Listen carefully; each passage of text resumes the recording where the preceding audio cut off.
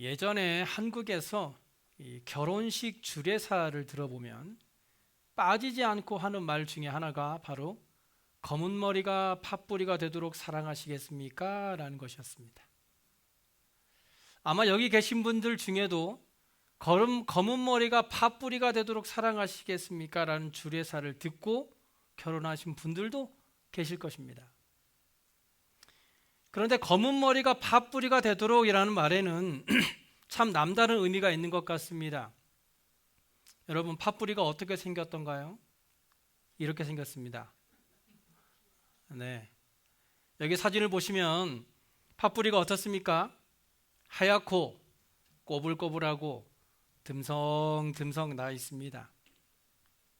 자, 그렇다면 검은 머리가 팥뿌리가 된다라는 것은 무엇이죠? 네, 바로 새치 하나 없이 윤기가 잘잘 흐르던 검은 머리를 가지고 있던 젊은 시절에 서로 사랑해서 결혼을 하게 되었는데, 그때는 아무것도 모르고 그저 사랑한다는 감정에 빠져서 결혼을 했습니다. 그런데 결혼을 하고 나서 보면 아내는 남편은 아내에게 실망도 하게 되고 화도 내면서 싸우기도 하겠지만, 그래도 그런 미운 감정보다 사랑하는 마음이 더 커서 이제 검은 머리가 백발이 되었는데, 그 백발마저도 다 빠지고 남은 흰 머리가 마치 팥뿌리와 같을 때까지 사랑하겠느냐라는 주례사였던 것이죠. 작년까지 한국의 이혼율은 9.3%였다고 합니다. 그러니까 10명 중 1명이 이혼했다는 것인데요. 요즘 들어 이혼율은 계속해서 증가하는 추세라고 합니다. 이런 시대에 검은 머리가 팥뿌리가 되도록 사랑하면서 함께 살고 계시는 분들에게 존경의 말씀을 드립니다. 사람들이 이혼하는 이유는 무엇일까요? 성격 차이? 사랑이 식어서? 그렇다면 반대로 사람들이 결혼을 하는 이유는 무엇이죠? 우리 신혼부부한테 물어보면 잘 알겠지만, 물론 사랑하기 때문입니다. 그렇다면 결혼을 할 때에는 사랑해서 결혼을 했는데 이혼할 때는 그 사랑이 어디 갔나요? 많은 사람들이 사랑은 변하거나 식는다고 말합니다. 하지만 오늘 본문에서 사도 바울은요, 사랑은 만들어내는 것이라고 말해요. 8절에 보시면 사랑은 언제까지나 떨어지지 않는다라고 말합니다. 예언도 패하고 방언도 그치고 지식도 패할 것이지만 사랑은 언제까지든지 떨어지지 않는다. 기름병에 기름이 떨어지지 않고 쌀통에 쌀이 떨어지지 않으려면 계속 채워줘야 되겠죠. 그겁니다. 이 말 속에 아주 심오한 의미가 담겨져 있는데요. 왜 믿음이 오는 것인가? 왜 지식이 오는 것인가 하는 것이죠. 다시 말씀드려서 믿음이나 지식들도 다 사랑을 만들어내기 위한, 사랑을 채우기 위한 것이라는 겁니다. 우리가 아이들을 학교에 왜 보내죠? 훌륭한 사람을 만들기 위해서죠. 왜 공부를 열심히 하라고 하죠? 훌륭한 사람을 만들기 위해서입니다. 1등을 하는 것이 중요한 것이 아니라 그렇게 공부를 열심히 하는 것, 그 속에 그 나이에 주어진 일에 대하여 성실하게 반응을 보이는 것, 바로 그것이 훌륭해지는 지름길이기 때문에 자녀에게 그렇게 공부하라, 학교에 열심히 다녀라, 맡은 일에 충성을 다해라 라고 얘기하는 겁니다. 1등하는 것이 문제가 아니라 성실과 책임 있는 그런 노력을 통해서 보여지는 목표로서 등수가 정해지는 것뿐이지, 그래서 무조건 1등만 하라고 하는 것은 잘못된 교육의 방식이라고 할 수 있겠죠. 그래서 왜 지식이 있느냐? 왜 예언이 있느냐? 왜 방언이 있느냐면 그것이 사랑이 떨어지지 않게 하기 위해서, 즉 사랑을 계속해서 만들어내기 위해서라는 것입니다.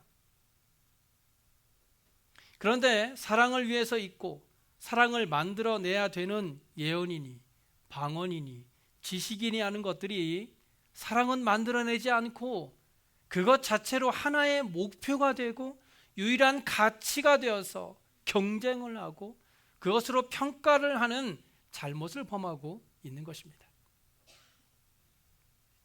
그래서 사도 바울은요, 아예 사랑장을 만들어서 고린도 교인들을 꾸짖고 있는 것입니다. 공부를 열심히 해서 좋은 학교에 들어갔다고 하면 훌륭해져야 합니다. 왜냐하면 훌륭한 사람이 되기 위해 좋은 학교에 들어갔기 때문이죠. 교회 안에서 안타까운 일도 바로 이런 것입니다. 어떤 성도가 40일 작정 금식 기도를 했다고 합시다.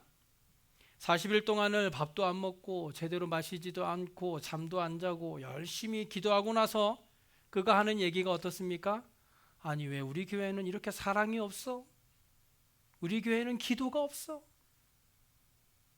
그러면서 하는 얘기가 나는 어떤 사람 때문에 시험 들어서 교회 못 나가겠다는 겁니다.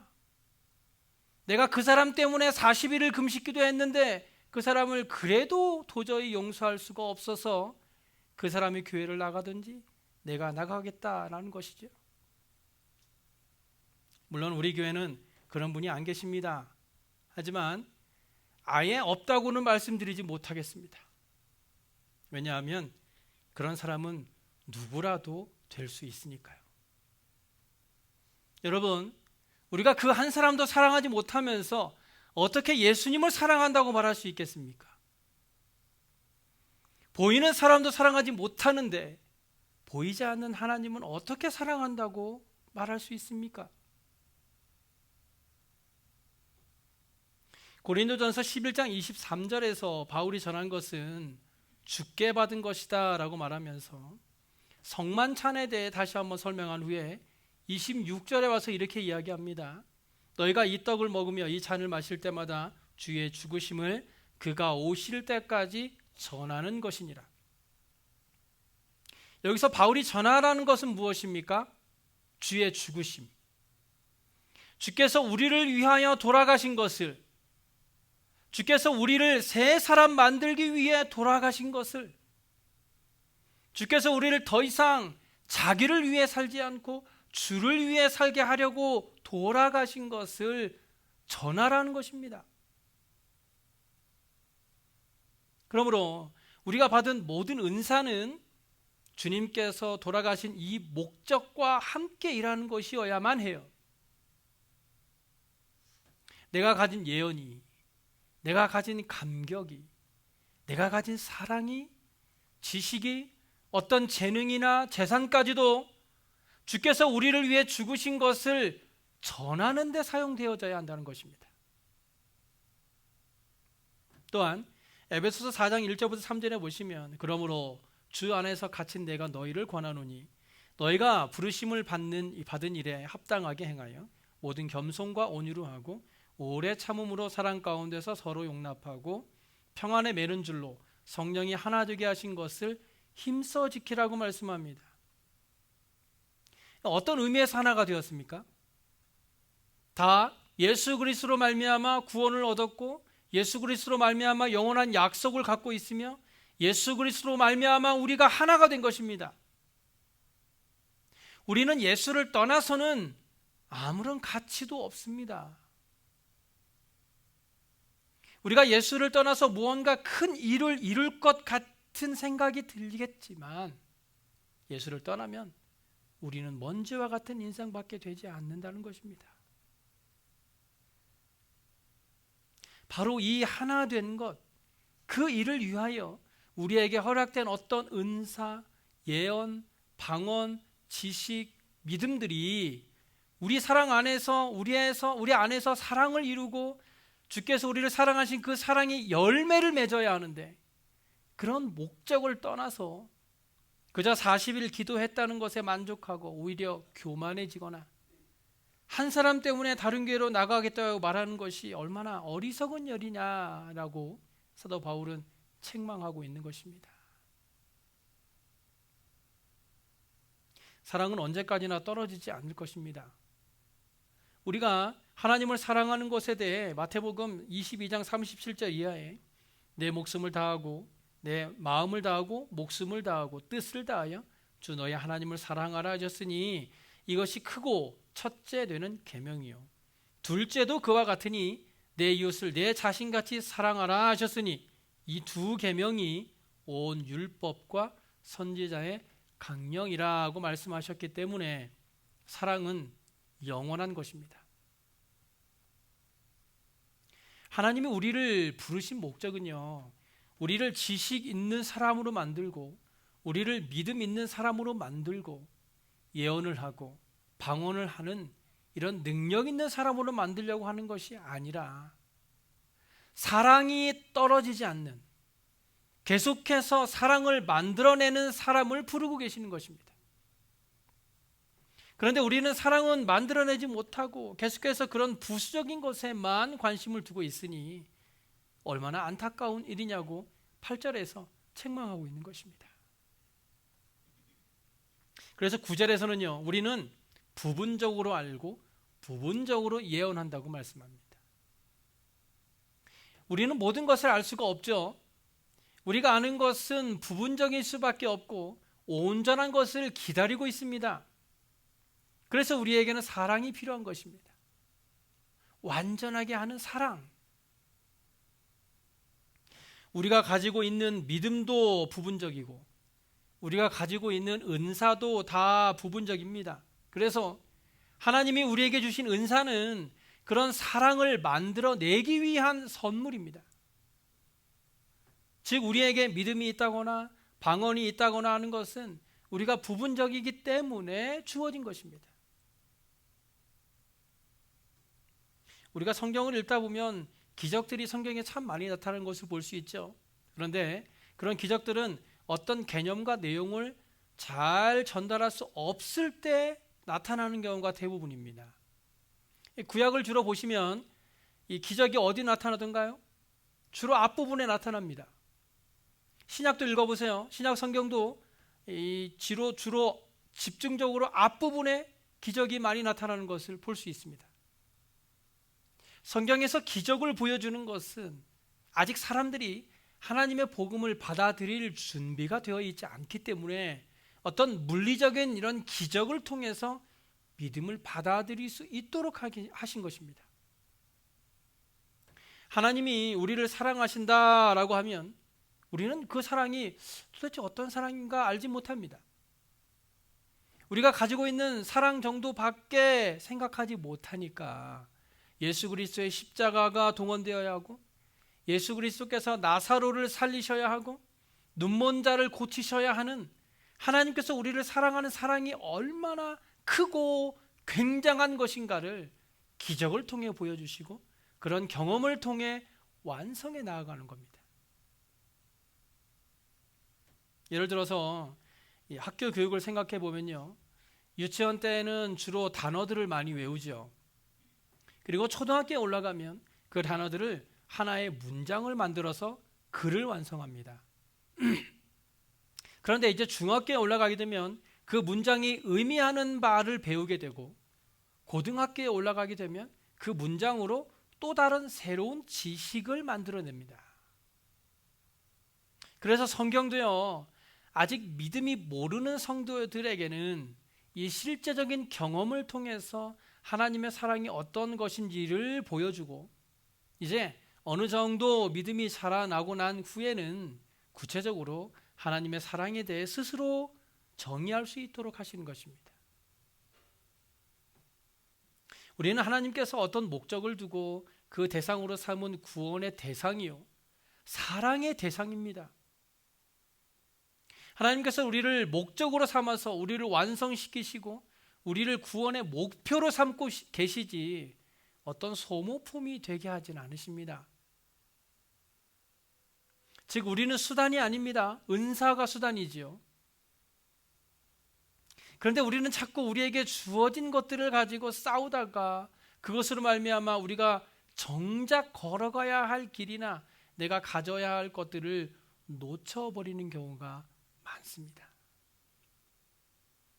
우리가 부분적으로 알고 있다는 것은요, 우리가 아직 온전하지 않다는 것. 지금은 우리가 하나님의 모든 것을 알고 소유하기에는 부족한 상태에 있다는 것을 말합니다. 그렇기 때문에 우리는 완성의 자리로 조금씩 나아가는 것이지요. 온전한 자리로 나아가는 것입니다. 완성되어져 가는 것이지요. 지금은 거울로 보는 것 같이 희미한 상태에 있지만 그때는 얼굴과 얼굴을 마주하는 것 같이 아주 또렷하게 보게 될 것입니다. 그래서 하나님은요, 우리에게 그런 은사를 주신 것이지 다른 사람에게 우쭐대거나 다른 사람과 비교하라고 은사를 주신 것이 아닙니다. 다시 말씀드려서 은사라는 것은 어느 누가 더 잘나서 하나님께서 주신 것이 아니라 우리가 아직 완전하지 않기 때문에 그런 완전한 자리로 나아가라고 주신 도구라는 것입니다. 지금도 많은 성도님들이 신앙생활을 하면서 기적을 바라는 분들이 많이 계십니다. 어떤 큰 기도 제목을 가지고 기도할 때 하나님, 한여름인데 눈이 확 내리게 해주세요. 한겨울인데 마당에 꽃이 확 피는 기적을 보여주시면 내가 믿겠습니다. 하나님과 어떤 딜을 자꾸 하려고 하는 것이죠. 하나님이 이렇게 해주시면 내가 이렇게 하겠습니다. 그런데 바리새인들과 사두개인들도 예수님께 기적을 보여달라고 했더라고요. 그런데 그들에게 하신 예수님의 대답은 악하고 음란한 세대가 표적을 구하나 요나의 표적밖에는 보여줄 표적이 없다라는 말이었습니다. 하나님이 우리에게 주신 은사라는 것은요, 그런 기적을 통해 자기의 믿음을 확증하라고 주신 것이 아니에요. 하나님은 교회에 간섭하시고 우리 개인의 인생에 간섭하시고 우리를 향하여 예수 그리스도를 보내신 모든 목적을 이루기 위해 지금도 우리의 우편에 그늘이 되셔서 주무시지도 않으시고 졸지도 않으시면서 지키고 계시는 것입니다. 이것이 은사의 핵심입니다. 우리가 은사가 우리에게 그리고 교회 안에서 존재하는 이유는 우리가 온전하지 못하기 때문이죠. 하지만 은사는 사랑을 만들어내지 못합니다. 은사를 가지고는 절대 사랑할 수 없습니다. 오히려 은사는 다른 사람들과 비교하는 수단으로 전락되는 경우가 더 많습니다. 어느 교회에 가면 방언을 하느냐 하지 못하느냐를 두고 믿음이 있느냐 없느냐를 따진다고 합니다. 그래서 방언을 하기 위해 기도할 때 할렐루야를 계속해서 반복한다고 하죠. 할렐루야를 반복하다 보면 혀가 꼬여서 방언을 할 수 있다나 어쩐다나. 그런데 무엇이 중요합니까? 무엇이 중요한디? 사도 바울이 고린도전서 13장 일명 사랑장을 쓴 의도는요, 그런 것이 아니에요. 은사는 사랑을 위해서 쓰여지는 것이 아닙니다. 바로 이런 문제가 고린도 교회 안에 있었기 때문에 고린도 교회 안에 있는 이런 문제들을 지적하고, 그렇기 때문에 사랑은 그런 것이 아니다라고 사도 바울이 책망하는 것이 바로 고린도전서 13장입니다. 바울이 고린도전서 13장을 시작하면서 사랑에 대해 이렇게 말하죠. 내가 사람의 방언과 천사의 말을 할지라도 사랑이 없으면 소리나는 구리와 울리는 꽹과리가 된다. 무슨 말입니까? 내가 만약에 사람의 방언과 천사의 말을 할지라도 그 모든 것이 무슨 소용이냐? 그것은 모두 시끄러운 소음이다. 내가 하는 말 뒤에 사랑이 없으면 내가 베푼 구제 뒤에 사랑이 없다면 그런 말과 행동들은 모두 아무런 의미 없는 시끄러운 소음 같은 것이라는 거예요. 우리는 흔히 말하죠. 내가 딱 3번만 참는다. 하나, 둘, 셋. 여러분, 3번 참는 것이 사랑인가요? 3번이라도 참는 것이 대단하다고 생각하세요? 바울은요, 사랑은 오래 참는 것이라고 말했고요. 예수님은 70번씩 7번이라도 하라고 했어요. 그래서 사도 바울의 결론은 무엇입니까? 그런즉 믿음, 소망, 사랑, 이 3가지는 항상 있을 것인데 그 중에 제일은 사랑이다. 그렇습니다. 믿음과 소망과 사랑은 항상 있을 것인데 또 언제나 있을 것이며 영원히 함께 있을 것입니다. 믿음이 얼마나 대단합니까? 우리는 믿음으로 사는 사람들이죠. 믿음으로 천국에 가고 믿음으로 세상을 이기고 천국에서도 믿음으로 살 것입니다. 그리고 소망이 없는 삶은 절망입니다. 우리는 소망을 가지고 이 땅을 더 행복하게 살 수 있습니다. 천국에 대한 소망이 있기 때문에 이 땅에서도 하나님이 약속하신 천국의 삶을 누리며 살 수 있는 것입니다. 그러므로 믿음은 하나님께 대한 신뢰로 얻어지고 소망은 그런 믿음을 현실로 받아들이는 것입니다. 그런데 이런 믿음과 소망 위에 사랑이 없다면 아무 소용이 없다. 그래서 사도 바울이 7절에서 이렇게 말하고 있는 거 아닙니까? 사랑은 모든 것을 참으며 모든 것을 믿으며 모든 것을 바라며 모든 것을 견디느니라. 우리는 사랑해야 합니다. 도저히 용서할 수 없는 그 사람도 용서하고 사랑해야 합니다. 사도 바울은 고린도 교회가 하나 되지 못하고 서로 비방하며 네 편, 내 편으로 갈리고 다투고 있을 때 그들을 향해 이렇게 말합니다. 사랑은 모든 것을 참으며 모든 것을 믿으며 모든 것을 바라며 모든 것을 견디느니라. 고린도 교회는 우리가 생각하는 것처럼 문제가 많은 교회가 아니었어요. 그들에게는 남들이 가지지 못한 믿음이 있었습니다. 성도들은 예수 그리스도의 복음을 듣고 자신이 죄인임을 깨달아 회개하며 세례도 받았습니다. 성경에 대한 지식은 어느 교회 성도들보다도 뛰어났습니다. 받은 은사는 다양하여 방언도 했고 예언도 하고 가난한 사람도 많이 도와주었습니다. 거기에 다시 오실 예수 그리스도를 기다리는 재림신앙도 있었으니 누가 보더라도 건강하고 성령이 충만한 교회처럼 보였습니다. 하지만 그런 교회를 바울은 책망합니다.